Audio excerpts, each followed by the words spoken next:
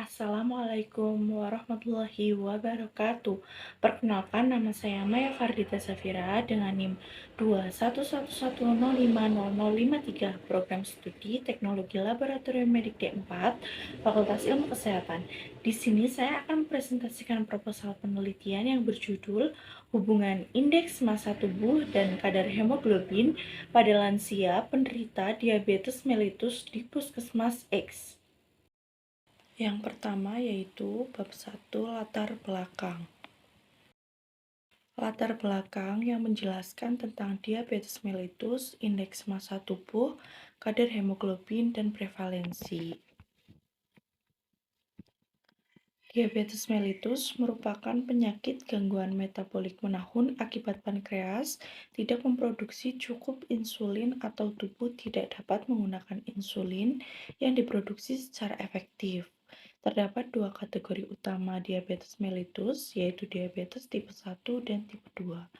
Seiring bertambahnya usia, banyak perubahan yang akan terjadi pada tubuh, psikologi, dan biologi, terutama proses penuaan pada lansia yang diikuti dengan adanya penurunan berbagai fungsi organ atau jaringan di dalam tubuh, termasuk sel beta pankreas yang efeknya menjadikan produksi insulin menurun sehingga menyebabkan kadar glukosa dalam darah meningkat. Keadaan tersebut identik dengan diabetes mellitus atau penyakit gangguan metabolik. Berdasarkan regional Asia Tenggara, prevalensi DM menempati peringkat ketiga dengan sebesar 11,3%.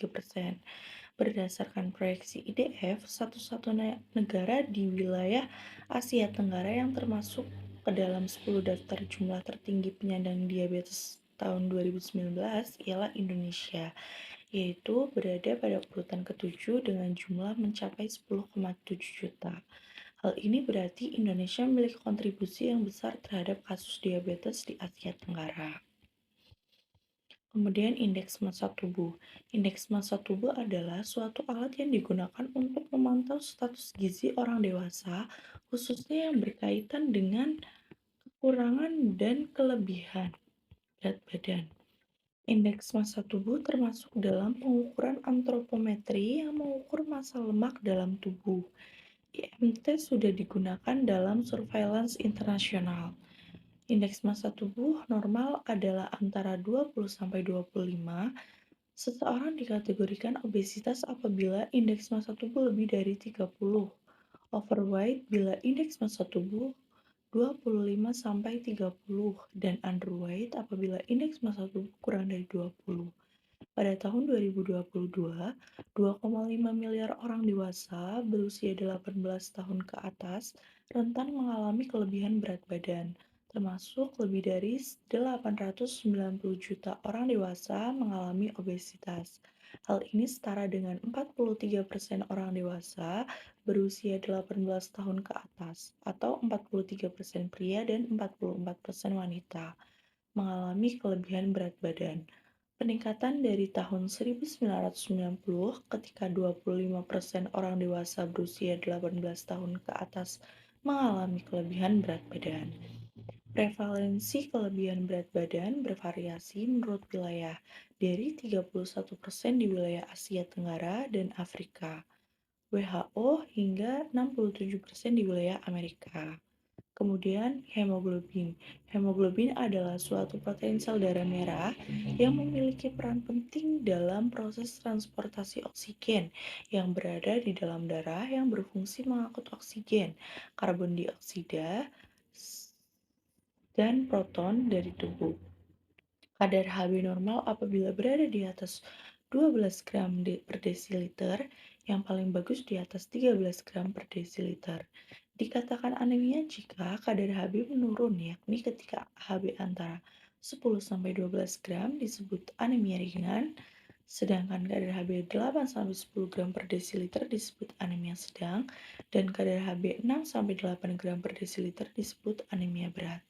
WHO menyebutkan secara global prevalensi kejadian anemia pada perempuan usia 15 tahun ke atas sebesar 28%. Asia Tenggara menjadi wilayah dengan prevalensi kejadian anemia tertinggi yaitu 42%. Prevalensi kejadian anemia pada perempuan usia 15 tahun ke atas di Indonesia sebesar 23%.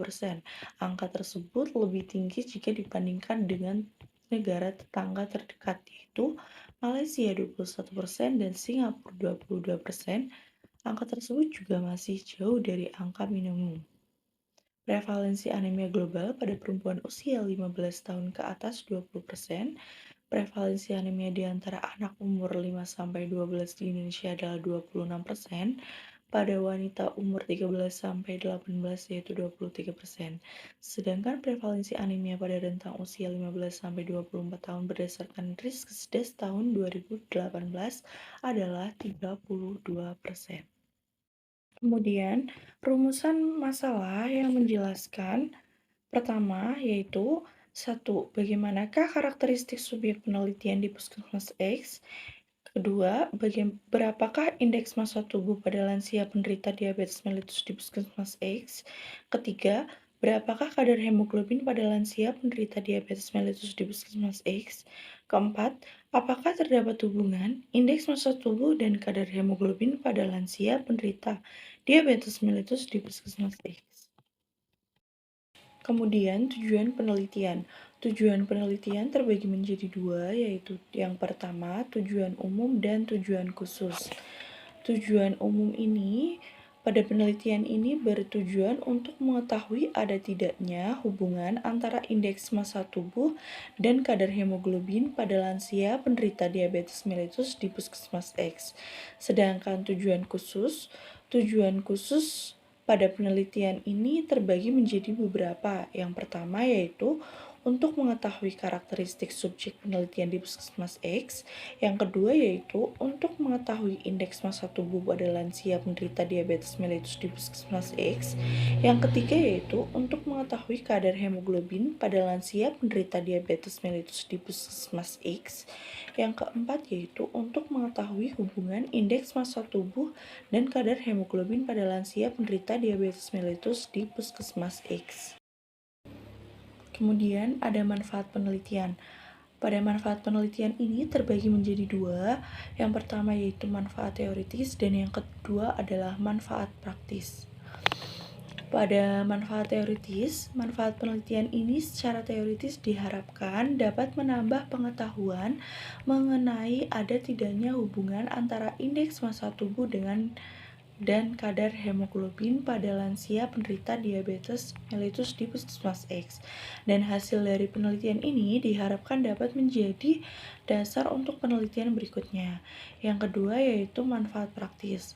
Manfaat praktis bagi penelitian ini diharapkan dapat menambah wawasan, pengetahuan, dan pengalaman dalam bidang hematologi mengenai pemeriksaan indeks massa tubuh dan kadar hemoglobin pada lansia. Penelitian ini dapat diharapkan menjadi acuan pada penelitian selanjutnya. Kemudian bagi program studi, penelitian ini diharapkan dapat digunakan sebagai tambahan pustaka untuk program studi teknologi laboratorium medik D4 Universitas Muhammadiyah Purwokerto. Kemudian bagi masyarakat, penelitian ini diharapkan dapat menambah informasi dan edukasi tentang pemeriksaan mengenai hubungan indeks massa tubuh dan kadar hemoglobin pada lansia penderita diabetes mellitus. Kemudian bagi pembaca, penelitian ini diharapkan dapat menambah informasi dan referensi dalam pengembangan penelitian yang berkaitan dengan hubungan indeks massa tubuh dan kadar hemoglobin pada lansia penderita diabetes mellitus. Kemudian, keaslian penelitian. Berikut ini saya lampirkan keaslian penelitian. 2. Landasan teori. Indeks massa tubuh adalah alat sederhana yang digunakan untuk mengawasi status gizi orang dewasa, terutama yang berkaitan dengan kekurangan dan kelebihan berat badan. Indeks massa tubuh ditentukan dengan cara mengukur berat dan tinggi badan terpisah, kemudian nilai berat dan tinggi dibagikan untuk mendapatkan nilai IMT dalam satuan kilogram per meter persegi. Nilai indeks massa tubuh diberikan atas 5 kriteria, yaitu kurus berat kurang dari 17 kg per meter persegi, kurus ringan 7,0 sampai 18,4 kg per meter persegi, normal 18,5 sampai 25,0 kg per meter persegi, gemuk ringan 25,127,0 kg per meter persegi, dan gemuk berat lebih dari 27 kg per meter persegi. Faktor-faktor yang mempengaruhi indeks massa tubuh yaitu usia, jenis kelamin, genetik, pola makan, aktivitas fisik. Kemudian definisi hemoglobin. Hemoglobin merupakan protein tetramerik eritrosit yang berikatan dengan molekul non-protein, yaitu senyawa besi porfirin yang disebut heme. Hemoglobin mempunyai dua fungsi transfer penting dalam tubuh manusia. Kemudian pengukuran kadar hemoglobin. Pengukuran kadar hemoglobin di laboratorium dapat dilakukan dengan menggunakan 4 metode, yaitu metode acidimet-POCT, metode cyanmet-hemoglobin, metode automated hematology analyzer. Terdapat beberapa faktor yang mempengaruhi kadar hemoglobin, yaitu geografi, tinggi dan rendahnya suatu daerah, nutrisi, faktor kesehatan, faktor genetik dan penyakit kronis, obat pengontrol diabetes mellitus. Kemudian lansia. Lansia adalah seseorang yang telah mencapai usia 60 tahun ke atas. Lansia merupakan penduduk yang mengalami proses penuaan secara terus-menerus yang ditandai dengan terjadinya penurunan daya tahan tubuh, yaitu semakin rentan terhadap serangan penyakit yang dapat menyebabkan kematian. Kemudian definisi diabetes mellitus. Diabetes mellitus merupakan suatu kelainan metabolik yang ditandai dengan hiperglikemia yang terjadi secara kronis akibat gangguan hormon insulin berupa kelainan sekresi insulin, kerja insulin, atau kedua-duanya. Berdasarkan penyebabnya, diabetes mellitus dibedakan menjadi 4 golongan, yaitu DM tipe 1, DM tipe 2, DM gestasional, dan DM jenis lainnya. Patofisiologi diabetes mellitus yaitu kerusakan sentral akibat diabetes mellitus tipe 2 adalah resistensi insulin pada sel hati, sel otot, dan sel lemak, serta disfungsi sel beta pankreas. Dalam kondisi normal, insulin yang diproduksi oleh sel beta pankreas akan berikatan dengan reseptor sel target. Hal ini mengakibatkan terjadinya translokasi transporter glukosa ke membran sel sebagai tempat masuknya glukosa dari darah ke sel target. Glukosa yang masuk ke sel otot dan sel lemak akan diubah menjadi ATP sebagai sumber energi, sedangkan di sel hati glukosa akan disimpan sebagai glikogen. Ketika seseorang mengalami DM tipe 2, terjadi resistensi insulin, yaitu suatu kondisi di mana reseptor pada sel target gagal atau tidak mampu merespon insulin secara normal. Kemudian pemeriksaan laboratorium. Pemeriksaan laboratorium digunakan untuk memastikan diagnosis DM, yaitu pemeriksaan kadar gula darah. Pendistribusiannya adalah dengan memeriksa glukosa darah secara enzimatis menggunakan sampel darah vena, sedangkan untuk memantau hasil pengobatan dapat menggunakan darah dengan glukometer. Pemeriksaan urin dengan hasil positif glukosuria tidak dapat digunakan untuk mendiagnosis diabetes mellitus. Berikut kerangka teori pada penelitian proposal yang telah disusun. Berikut kerangka konsep yang telah disusun pada penelitian ini. Kerangka konsep pada penelitian ini dibagi menjadi dua, yaitu variabel bebas dan variabel terikat. Variabel bebas pada penelitian ini yaitu indeks massa tubuh lansia penderita diabetes mellitus. Sedangkan variabel terikat pada penelitian ini yaitu kadar hemoglobin lansia penderita diabetes mellitus. Kemudian hipotesis. Hipotesis yang dapat diajukan melalui penelitian ini yaitu H0 dan HA. H0 yaitu tidak terdapat hubungan indeks massa tubuh dan kadar hemoglobin pada lansia penderita diabetes mellitus di puskesmas X. Sedangkan HA terdapat hubungan indeks massa tubuh dan kadar hemoglobin pada lansia penderita diabetes mellitus di puskesmas X. Kemudian bab 3 yaitu metodologi penelitian. A. Jenis dan rancangan penelitian. Jenis penelitian yang digunakan adalah penelitian observasional analitik, yaitu untuk mendeteksi perbandingan hasil pemeriksaan dengan rancangan penelitian cross-sectional. B. Tempat dan waktu penelitian. Penelitian akan dilaksanakan di laboratorium hematologi teknologi laboratorium medik untuk melakukan pemeriksaan kadar hemoglobin. Pengambilan sampel dilakukan di puskesmas X. Penelitian akan dilaksanakan dari bulan Juni sampai Agustus 2024. C. Variabel penelitian. Variabel bebas dari penelitian ini yaitu indeks massa tubuh lansia penderita diabetes mellitus, sedangkan variabel terikatnya yaitu kadar hemoglobin pada penderita diabetes mellitus. D. Populasi dan sampel. Populasi dalam penelitian ini adalah lansia penderita diabetes mellitus. Sampel yang digunakan dalam penelitian ini ada 48 sampel. Teknik pengambilan sampel yaitu menggunakan teknik accidental sampling. Kemudian terbagi menjadi dua kriteria yaitu kriteria inklusi dan kriteria eksklusi.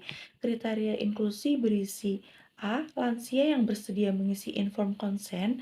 B. Lansia penderita diabetes mellitus aktif di kegiatan prolanis. C.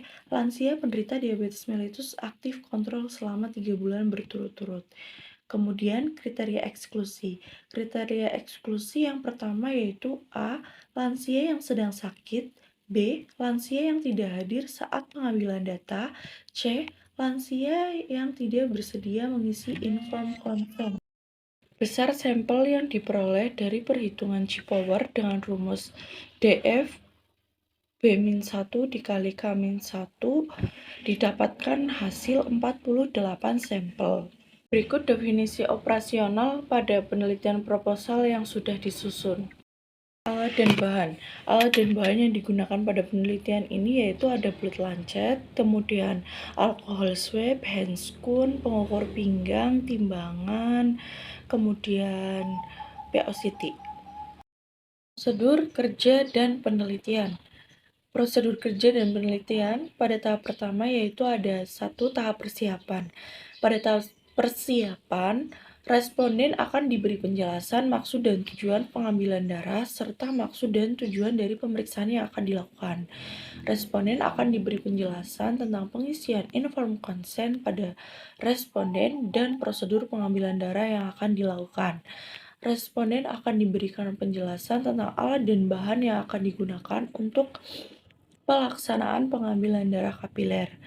Kemudian 2. Tahap penelitian. Tahap pelaksanaan penelitian meliputi beberapa langkah sebagai berikut.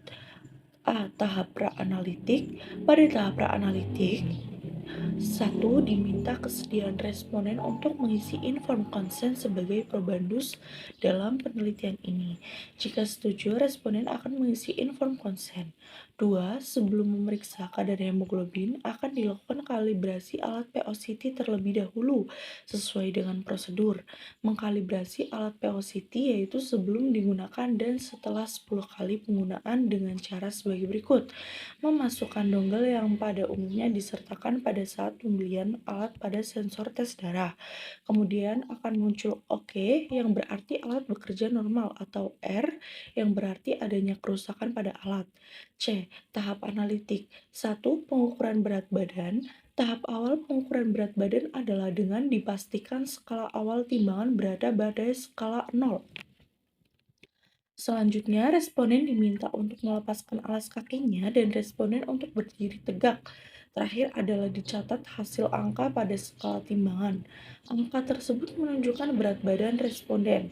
Pengukuran tinggi badan. Tahap pengukuran tinggi badan diawali dengan ditempelkan alat pengukur pada dinding lurus datar sepanjang 2 meter. Selanjutnya, responden diminta untuk berdiri tegak, sikap sempurna, dan wajah lurus menghadap ke depan. Kemudian dilihat dan dicatat angka pada skala meter lain tersebut. Angka tersebut menunjukkan tinggi badan responden. Yang kemudian perhitungan nilai IMT, hasil perhitungan berat badan per kilogram kemudian dibagi dengan hasil kuadrat tinggi badan. Hasil pengukuran tersebut merupakan IMT subjek. 4. Pengukuran kadar hemoglobin. 1. Memasukkan baterai pada alat POCT. 2. Mengatur tanggal, waktu, dan bunyi. 3. Memasukkan chip kode. Pastikan untuk mencocokkan nomor chip kode dengan nomor kode yang ditulis pada botol strip test. 4. Memasukkan strip test sampai Range, periksa nomor kode pada botol strip test. 5. Membersihkan atau mendisinfektan jari pasien yang akan ditusuk dengan kapas alkohol. 6. Melakukan pengambilan sampel darah dengan menggunakan blood lancet. Yang ketujuh, menghapus tetesan darah yang pertama kali keluar dengan kapas kering. 8. Masukkan tetesan darah selanjutnya ke dalam strip HB. 9. Mengamati dan baca hasil yang keluar dalam 60 detik. D. Tahap pasca analitik.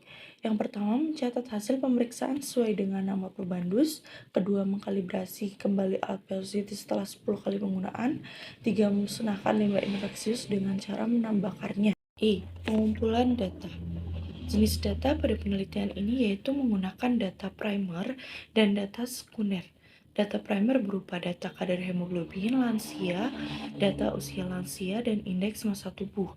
Data sekunder berupa hasil rekam medis, kadar glukosa darah, dan diagnosa dari dokter.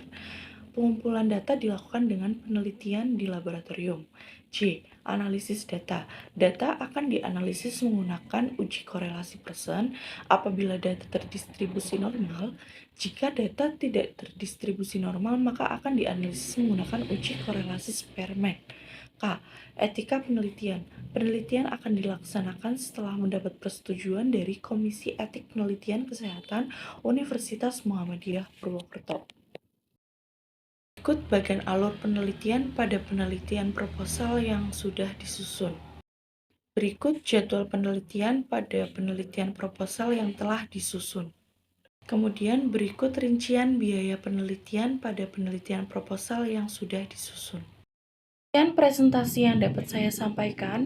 Selebihnya mohon maaf. Wabillahi taufiq wal hidayah. Wassalamualaikum warahmatullahi wabarakatuh.